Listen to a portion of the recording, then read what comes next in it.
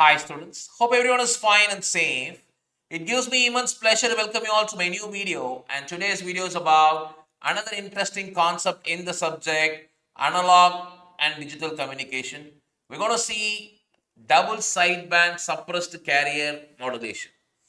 In previous video we have seen what is amplitude modulation and we have seen the power relation efficiency of amplitude modulation, and today we're going to see about DSP-SC modulation, and we're going to see how it can be represented in time domain, frequency domain, and what is the power and transmission efficiency of DSP-SC modulation, right? So before going to double sideband suppressed carrier modulation, first why we go for double sideband suppressed carrier modulation?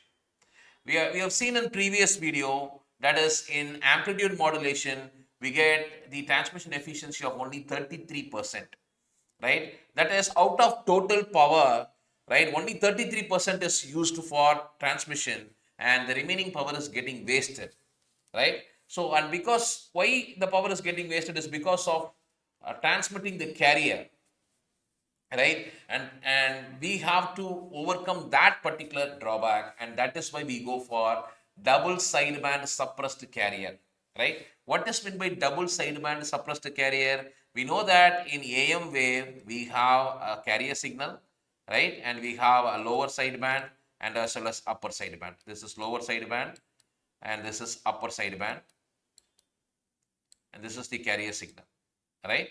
And now we have found out that because of transmitting this carrier, there is a wastage of power and bandwidth, right? And this carrier does not carry any useful information, right? So we can suppress this particular carrier so that we can improve the transmission efficiency. We will see how it is getting improved, right? And this process, right, we are suppressing the carrier, right? And that is why this modulation process is called as double sideband suppressed carrier. That is, you will have two sidebands and a suppressed carrier. Carrier will be suppressed, right? And why we are suppressing it? To improve the efficiency of amplitude modulation, right? Now we will see how this carrier is getting suppressed, right? We already seen in previous video, right? The message signal will be represented as Vm sin omega m of t and Vc is sin omega c of t, right? And whatever I said so far, that is what given here. You can see the carrier is, there is wastage of power and bandwidth because of carrier, and we are suppressing the carrier, and that is why it is called as DSP-SC-AM. And we will have both sideband and as well as, that is lower sideband and as well as upper sideband, right? And now we know that in order to obtain the modulated waveform, right? In order to obtain the modulated waveform, we have to multiply, right? We have to combine the message signal and as well as carrier signal. We know this is the message signal and this is the carrier signal, and after multiplying it, we will obtain this particular equation where this is sin A sin B formula, right? And if you expand this expression, we will obtain this particular expression, right? From this expression, you can see here, when you compare with the previous amplitude modulated wave, right? You will see here, you will have a upper sideband. You have a upper sideband, right? And this is lower sideband. This is lower sideband. But there is no carrier information here, right? By combining, by multiplying the message signal and the carrier signal, the carrier is suppressed, right? And that is why this is called as double sideband suppressed carrier. You will have only two sidebands, right? So now what is the frequency domain representation? You can see here, you have a carrier here that is suppressed. The carrier is suppressed here, and you have upper sideband and as well as lower sideband, right? And because of this, what is that we'll achieve? We will improve the efficiency, and more than that, the bandwidth remains the same, right? Whereas if you take AM, right, even for AM, we obtain the bandwidth as 2 omega m or 2 FM. Even here, we'll check what is the bandwidth. You can see it is the omega c plus omega m minus of omega c plus omega m. So it will be 2 omega m, which will be the same bandwidth, right? So by suppressing the carrier, we achieve the same bandwidth and also we improve the efficiency, right? That is why we go for double sideband suppressed carrier, right? And you can see here, this is the time domain representation of DSPSC signal, where this is the message signal and this is the carrier signal, and combining this we will obtain the DSPSC signal, right? And now we will see the phasor diagram of DSPSC. Now, if you compare the phasor diagram with AM wave, you have carrier, USB, and LSB, and as well as USB, and all these lines are represented in continuous format, right? Whereas here the carrier is suppressed, so you can see the carrier is represented as dotted line, whereas you will have upper sideband and as well as lower sideband, right? So this is the phasor diagram of DSPSC signal.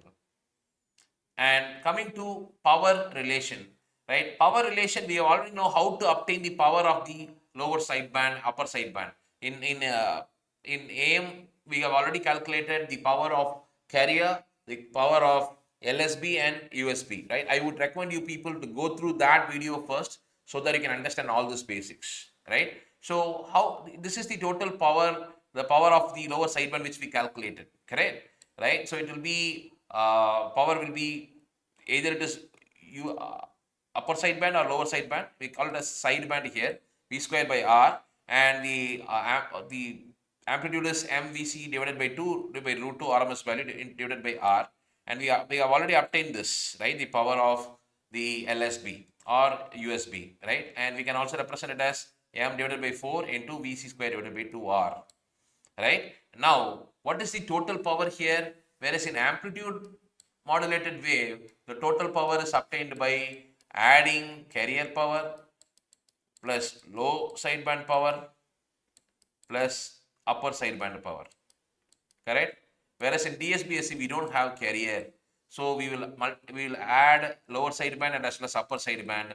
Lower sideband and upper sideband are same value, right? And if you're going to add this, we will obtain this particular expression, MA square divided by 2 VC square divided by 2R. We can represent as MA square divided by 2 into PC, right? And now you can see this is the power of DSPSC signal, and whereas this is the power of total amplitude modulated signal, the power which we obtain. All these formulas are very important for problems, right? So this is total power of AM, this is the DSPSC, and understand that this total power of AM signal is represented as PT, whereas DSPSC signal we represent as PT dash, right?